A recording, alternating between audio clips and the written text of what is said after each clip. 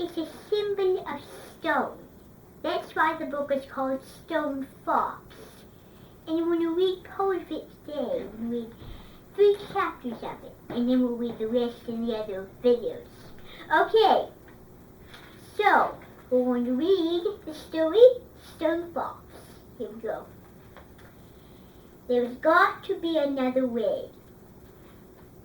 As little Willie walked out of the bank with his head down, Searchlight grinned him by placing 2 muddy paws on his chest. Little Willie smiled and grabbed Searchlight around the neck and squeezed her as hard as she could. We'll do it, girl, you and me. We'll find a way.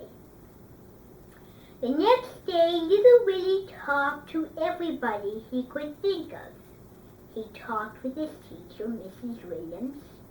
He talked with Lester at the dinner stove. He even talked with Hank, who swept up over at the post office. They all agreed, save the phone. That was the only answer.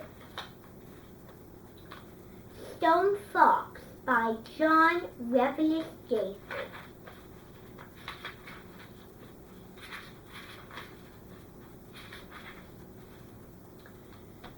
One. Grandfather. One day, Grandfather would get out of bed. He just lay there with stared at the ceiling and looked sad. At first, little Willie thought he was playing. Little Willie lived with his grandfather on a small potato farm in Wyoming. It was hard work living on a potato farm, but it was also a lot of fun. Yope certainly looked Grandfather felt like playing. Like the time Grandfather dressed up as the scarecrow out up in the garden. It took little Willie an hour to catch on. Boy, he didn't laugh. Grandfather laughed so hard he cried. And when he cried, his bowl filled up with tears. Grandfather always got up real early in the morning, so early that it was still dark outside. He would make a fire, then he would make breakfast and call little Willie. Hurry up or you will be eating with the chickens, he would say. Then he would throw his head back and laugh.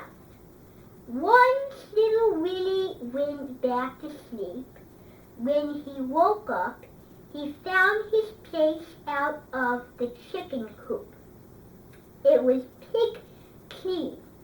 He never slept late again after that.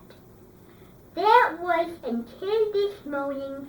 For some reasons, Grandfather had forgotten to call him.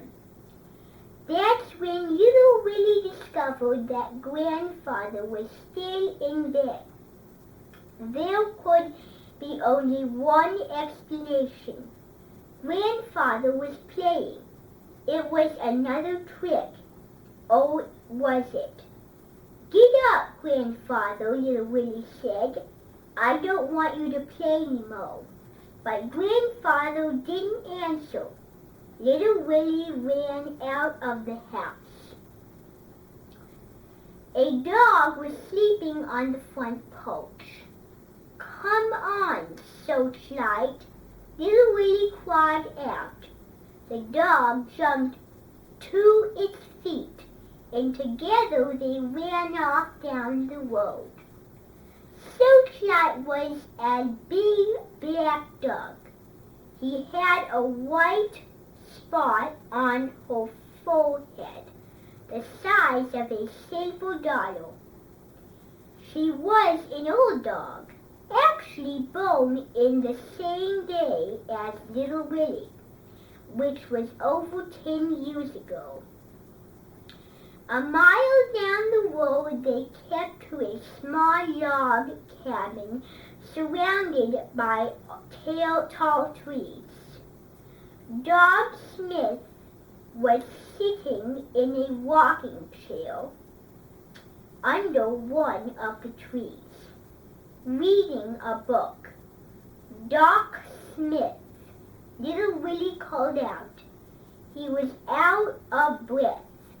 Come quick, what seems to be the matter, Willie? The doctor asked, coming to read. Doc Smith had snow white hair and wore a long black dress. Her skin was tan and her face was covered with wrinkles. Grandfather wouldn't answer me, little Willie said. Probably just another trip, Doc Smith replied. Nothing to worry about. But he's still in bed. Doc Smith turned a page and continued to read. How late did you two stay up last night? We went to bed early, real early. No singing or music or anything. Doc Smith stopped reading. Your grandfather went to bed without playing his harmonica, she asked. Little Willie nodded. Doc Smith shut her book and stood up. Hitch up, Rex for me, Willie, she said. I'll get my bag. Rex was Doc Smith's horse. He was a handsome potato. Little Willie hitched Rex to the wagon, and then they rode back to Grandfather's farm. Searchlight ran on ahead, leaping the way and barking. Searchlight enjoyed a good run. Grandfather was just the same. He hadn't moved. Searchlight put her big front paws up on the bed and rest her head on Grandfather's chest. She licked his head, which was full of tears. Doc Smith questioned and exampled Grandfather. She used just about everything in her little black bag. What's that for? Little Willie asked. What are you doing now? Must ask so many questions, Doc Smith said. Grandfather says it's good to ask questions. Doc Smith pulled a long silver object from her doctor's bag. What's that for, little Willie asked. Hush. Yes. I'm sorry. When Doc Smith had finished her execution, she put everything back in her little black bag. Then she walked over to the window and looked out on the field of potatoes. After a moment, she asked, How's the crop this year, Willie? Grandfather says it's the best ever. Doc Smith rubbed her wiggling face. What's wrong with him? Little Willie asked. Do you owe everybody money? She asked. No, little Willie answered. What's wrong? Why won't you tell me what's wrong?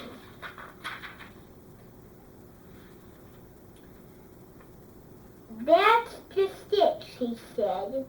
There is nothing wrong with him. You mean he's not sick. Medically, he has healthy and ox and could live to be 100 if he wanted to. I don't understand, little Willie, and Doc Smith took a deep breath. And then she began. It happens when a person gives up, giving up on life. For whatever reason, starts up here its mind first. Then it spreads to the body. It's a really sickness, all right, and there is no cure except in the person's own mind. I'm sorry, child, but it appears that your grandfather just doesn't want to live anymore. Little Willie was silent for a long time before he spoke. But what about fishing and the rodeo and turkey dinners? Doesn't he want to do those things anymore? Grandfather shut his eyes and tears rolled down his cheeks and disappeared into his head. I'm sure he doesn't, Doc Smith said, putting her arm around little Willie. It must be something else. Little Willie started at the floor. I'll find out. I'll find out what's wrong and make it better. You'll see. I'll make it. Grandfather wants to live again. And Searchlight barked loudly. 2. Little Willie. A 10-year-old boy cannot run a farm, but you can't tell a 10-year-old boy that, especially a boy like little Willie. Grandfather grew potatoes, and that's exactly what little Willie was going to do. The harvest was just weeks away, and little Willie was sure that if the crop was a good one, grandfathers would get red. Hadn't grandfather been already concerned about the crop this year? Hadn't he instantly the inch of land he planted? Haven't he gotten up in the middle of the night to check the invasion? Gonna be our best ever, Willie, he had said, and he had said it over and over again. Yes, after the harvest, everything would be all right. Little Willie was sure of it, but Doc Smith wasn't. He's getting worse, she said 3 weeks later. It's best to face these things, Willie. Your grandfather is going to die. He's gotten better, you'll see. Wait till after the harvest. Doc Smith shook his head. I think you should consider letting Mrs. Peacock in town take care of him, like she does those other sickly folks. He will be in good hands until the end comes. Doc Smith stepped up into the wagon. You can come live with me until we make plans. She looked at Searchlight. I'm sure that a farmer in these parts who needs a good work dog. So like gravel, causing Doc Smith's house wrecks. To put the wagon forward a few feet, believe me, really is better this way. Grandfather turned his head over and laid in flat on the bed. Palm down meant no, palm up means yes. Before the night was over and he had worked over all signals in their hand and finger code. One finger means I'm hungry. Two fingers mean water. But most of the time, Little Willie just asked questions that Grandfather could answer teasing yes or no. And Searchlight seemed to know what was going on, for she would lick Grandfather's hand every time he made a sign. The next day, Little Willie began to prepare for the harvest. There was a lot of work to be done. The underwood shed, where the potatoes would be stowed until they could be sold, it had to be cleared. The potato sacks had to be infected and mittened if need be. The pillow had to be prepared, but most important because Grandmother's old man had died last winter. A hose to pull the pillow had no be scaled and retained.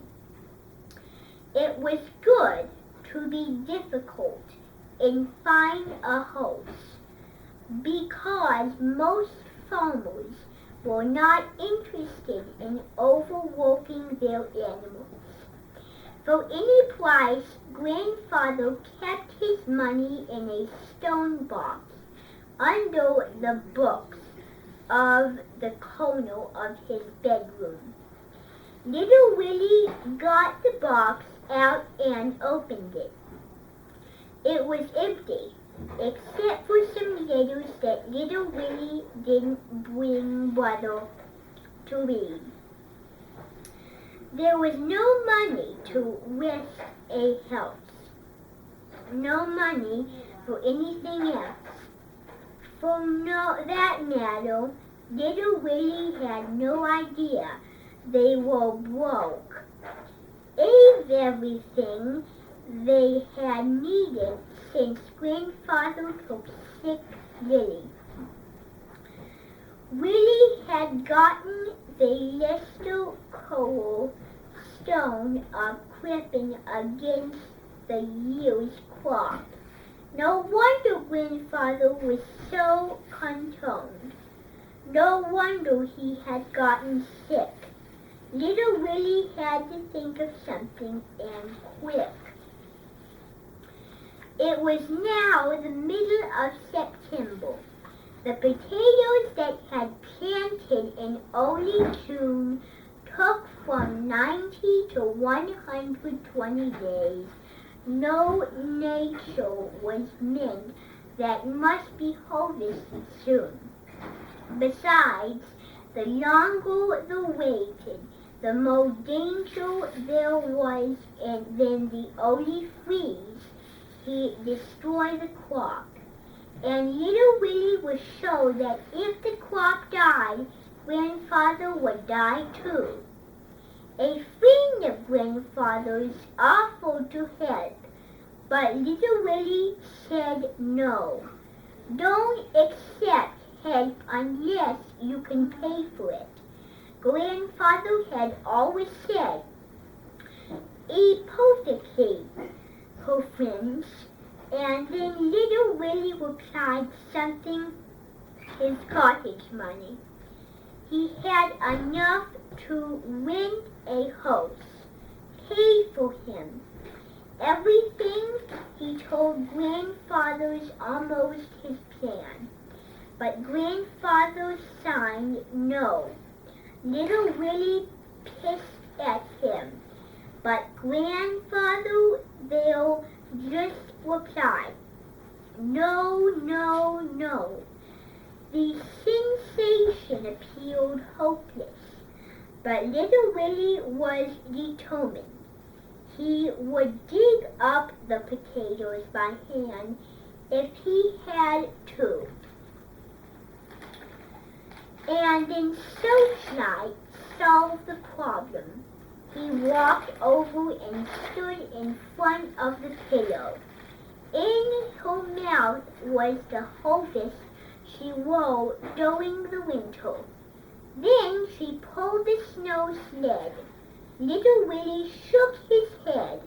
Digging up a field is not the same as rigging over snow, he told her. But Searchlight just said they would not move. You don't have the strength, girl. Little Willie tried to talk out of it, but Searchlight had made up her mind. The potato plant grows about 2 feet high. Boo! There are no potatoes in it. The potatoes are all underground. The plow digs up the plants and shows the potatoes to the surface, where they can be picked up and put into sacks. It took Little Willie and Searchlight over 10 days to complete the harvest, but they made it. Either the dough was softer than Little Willie had thought, or Searchlight was stronger, because she actually signed to injure herself, and the harvest was a big one, close in two. So we're going to stop there for today, and next time we'll finish off the 3 chapters and hopefully one more chapter.